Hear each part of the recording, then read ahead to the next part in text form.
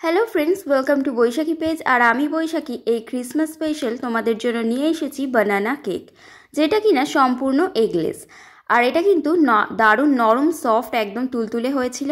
তো ঝটপট তোমরা রেসিপিটা দেখে নাও। তার জন্য কি করেছি, আমি এখানে একটা থালা নিয়েছি, থালার মধ্যে ওপরে একটা চালুনি রেখেছি, তার মধ্যে নিয়েছি 1 কাপ ময়দা, হাফ কাপ সুজি আর নিয়েছি সামান্য বেকিং পাউডার দিয়ে আমি বেশ ভালো করে সমস্ত উপকরণগুলো আমি এরকমভাবে চেলে নিচ্ছি। তো দেখো আমার চালা হয়ে গেছে, এবার আমি এটা সাইডে রেখে দিচ্ছি। তো আমি এখানে একটা কলা নিয়ে নিয়েছি। কলাটা কিন্তু খুব বেশি নরম নয়, আবার খুব বেশি শক্ত নয়, ঠিক আছে? এরকম নিতে হবে কলাটা। আমি খোসা ছাড়িয়ে এরকম স্লাইসভাবে কেটে নিয়েছি। এবারে কি করতে হবে, এটা যেহেতু ক্যারামেলাইজ বানানা কেক হচ্ছে, তার কারণে এটার ফ্লেভারটাও আসবে আর কালারটাও কিন্তু দারুণ আসবে। তো তার জন্য আমি এখানে 1 কাপ চিনি নিয়েছি। চিনিটা বেশ ভালো করে এরকম তাওয়াটা গরম হয়ে যাওয়ার পর ওর মধ্যে চিনিটা দিয়ে আমি এরকমভাবে ক্যারামেলটা বানিয়ে নিয়েছি। দেখো কি সুন্দর হয়েছে, আর আমার কালারটাও কিন্তু দারুণ এসেছে। এবারে কি হতে হবে, উষ্ণ গরম দুধ দিতে হবে এর মধ্যে। নিয়েছি আমি 1 কাপ দুধটা দিয়ে এরকম অল্প অল্প করে নেড়ে চেড়ে এটার সাথে মানে মিক্সড করে নিতে হবে। দেখো ঠিক এরকম প্রসেসে চলে আসছে। এবার এটা আমি নাবিয়ে সাইড করে একটু ঠান্ডা করে নিচ্ছি। এবারে একটা বাটির মধ্যে আমি এখানে নিয়ে নিচ্ছি হাফ কাপ রিফাইন্ড অয়েল, বা তোমরা বাটারও চাইলে নিতে পারো, অসুবিধা নেই। এবারে এর মধ্যে ওই ক্যারামেল করে রাখা যে দুধ আর চিনির যে ক্যারামেলাইজ যেটা ছিল সেটা আমি এর মধ্যে দিয়ে বেশ ভালো করে এরকমভাবে ফাটিয়ে নিচ্ছি।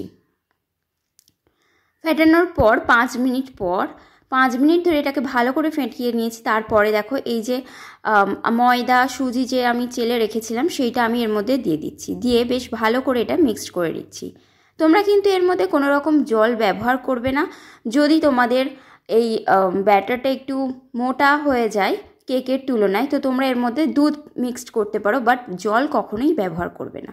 এবারে এর মধ্যে দিয়ে দিচ্ছি স্বাদ মতো লবণ, দিয়ে বেশ ভালো করে ফেটাতে হবে কিন্তু, তবে কিন্তু কেকটা ভালো স্পঞ্জি হবে, নরম তুলতুলে হবে, সেদিকে খেয়াল রাখবে। তো আমার দেখো এটা ফেটানো হয়ে গেছে। এবার এটা আমি একটা নিয়েছি, ছোট ডিশ নিয়েছি।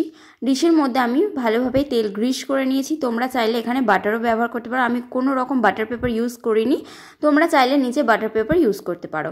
এবারে আমি সেই ব্যাটারটা অল্প করে দিয়ে ওপর দিয়ে এরকম স্লাইসভাবে কেটে রাখা বানানাগুলো দিয়ে আবার ওপর থেকে সেই যে ব্যাটারটা ছিল এক্সট্রা সেটা আমি দিয়ে দিয়েছি। ওপর দিয়ে এরকমভাবে বানানাগুলো দিয়ে একটা আমি লোহার কড়াই নিয়েছি, সেটা ভালো করে গরম করে উপরে স্ট্যান্ড রেখে এবারে সেই থালাটা এরকম দিয়ে আমি এটা ঢেকে দিচ্ছি। তো আমি এটা 20 মিনিটের জন্য ঢেকে রাখবো। 20 মিনিট পর দেখো আমি ফিরে এসেছি।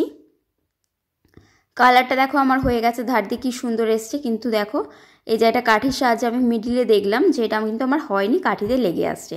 তো আমি এটাকে ঢেকে আরও 15 মিনিট রেখে দিলাম। 15 মিনিট পর দেখো আমার কাঠিতে কিন্তু লেগে আসছে না। এবার এটাকে সাইডে ছুরির সাহায্যে তুলে একটা থালার মধ্যে উল্টে দেখো আমি ওটাকে বার করে নিলাম। এটা দারুণ সফট হয়েছে, নরম তুলতুলে।